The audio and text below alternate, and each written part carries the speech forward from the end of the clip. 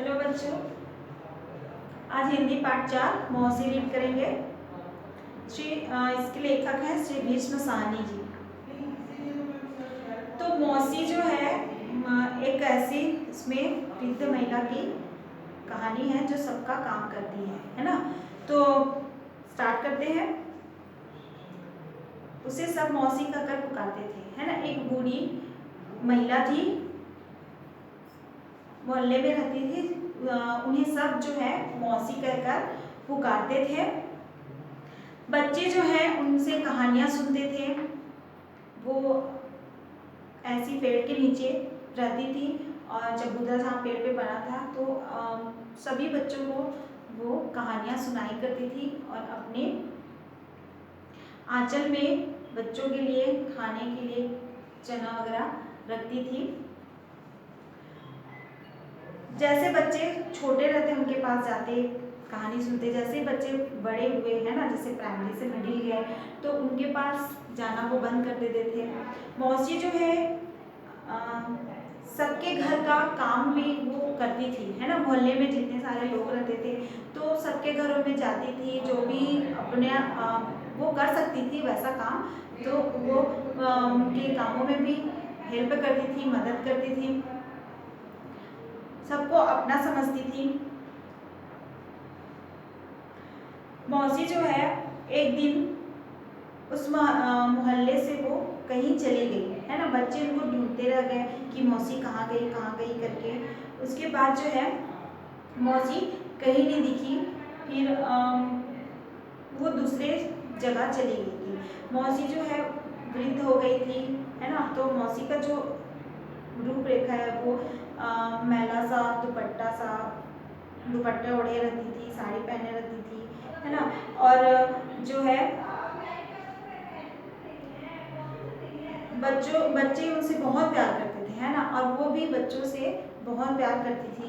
मौसी के साथ दिन रात रहते हुए भी कोई नहीं जानता था कि मौसी कौन है, कहाँ से आई है और कहाँ रहती थी। वो तो वहीं पे मोहल्ले में ही रहती थी, है ना। लेकिन कहाँ से आई है, उनका परिवार कहाँ है, कोई नहीं जानता था। कोई बच्चा उनसे पूछता, मौसी तुम कहाँ की रहने वाली हो, तुम कहती हो तुम्हारे मोहल्ले की, है ना।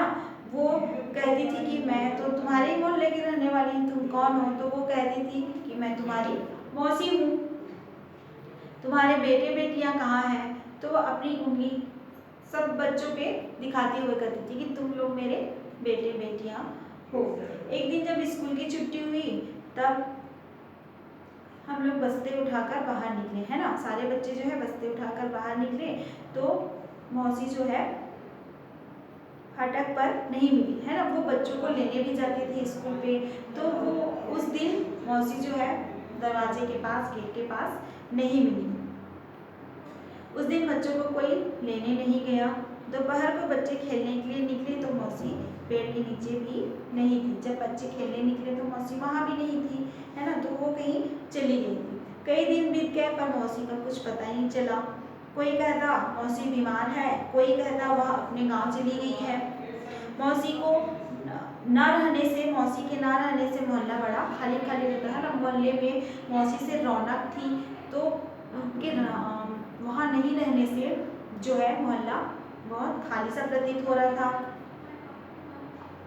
कुछ दिन बाद एक मोची पेड़ के नीचे आकर बैठा। उनकी जगह पे, है ना, जिस जगह पे मौसी बैठती थी उस जगह पे एक मोची जो है पेड़ के नीचे आके बैठकर अपना दुकान लगाने लगा। जब मौसी वहाँ पे बैठती थी पेड़ के नीचे तो बच्चे उन्हीं के पास रहते थे।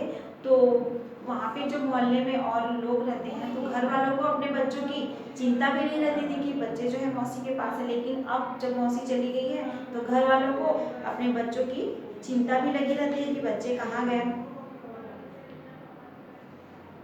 इसके बाद जो है एक दिन हम मौसी की खोज में घूम रहे थे, तभी हमें एक मकान के अंदर से ऊंची ऊंची बोलने की आवाज़ सुनाई दी कि हमने ठेका तो नहीं ले रखा है ना। वहाँ से गुजरते हुए कवि लेखक यहाँ पे कहते हैं कि वहाँ से गुजरते हुए जब गुजर रहे थे तो आवाज़ सुनाई दी कि मौसी जो है ऊंची ऊंची आवाज़ सुनाई दे रही थी कि हमने ठेका तो नहीं ले रखा है, मौसी 20 दिन से तुम यहाँ पड़ी हो, है ना। मौसी कहीं जाई रहती है तो वहाँ 20 दिन हो जाया जाता है उनको, तो 20 दिन से तुम यहाँ पड़ी हो, अब तुम किसी दूसरे के घर चली जाओ, ऐसा उनको आवाज़ बच्चों को सुनाई देता है।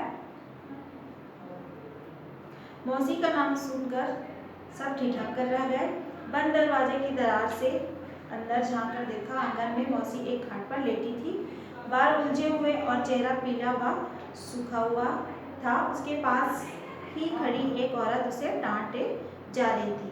मैं चली जाऊंगी, जरा शरीर जो है मेरा संभल जाए, है ना।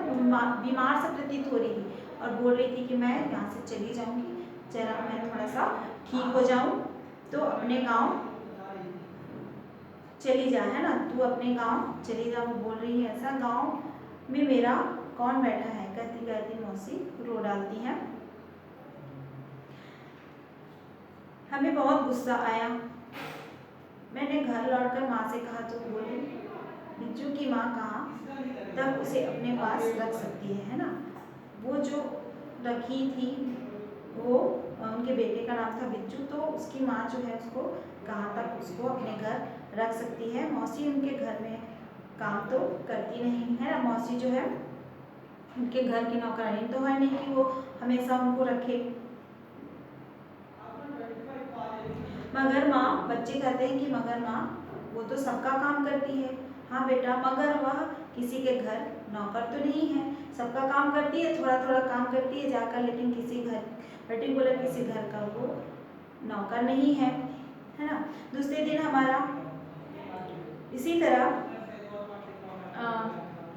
थोड़ी देर तक मौसी के पास बतियाकर बच्चे जो है, हाँ मौसी को जब दूसरे दिन बच्चों का जो हॉकी मैच था, उसके बाद खेल से लौटते समय रास्ते में पुल पड़ता है, तो लौटते समय वो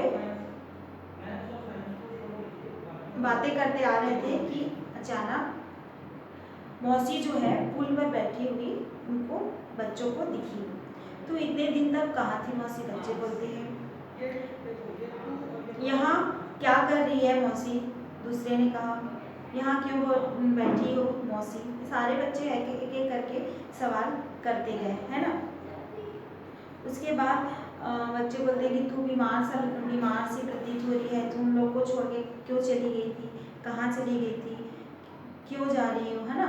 वो अपने गांव जाने के बाद बोलती है मौसी तो क्यों जा रही हो, तुम मत जाओ, मैं बूढ़ी हूँ ना बेटा। मौसी बोलती है कि मैं बूढ़ी हो गई हूँ, अब मैं फिर से जवान होकर आऊँगी।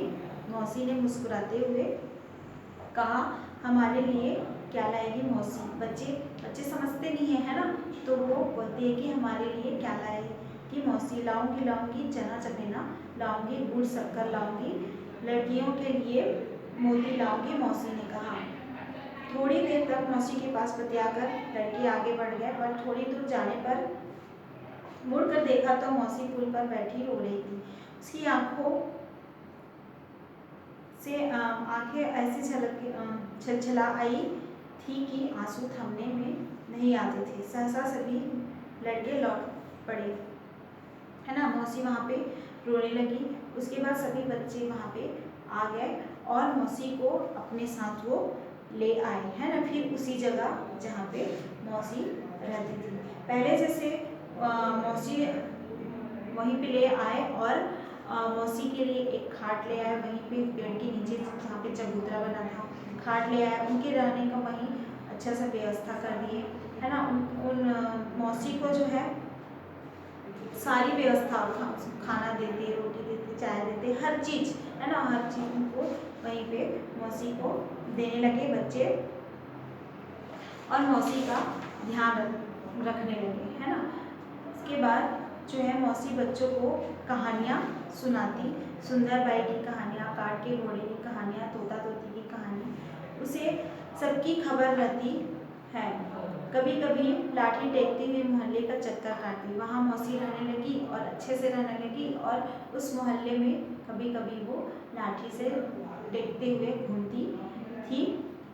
सभी के घरों में झाँक झाँक कर घर वालों की कुशलक्षेम पूछती थी।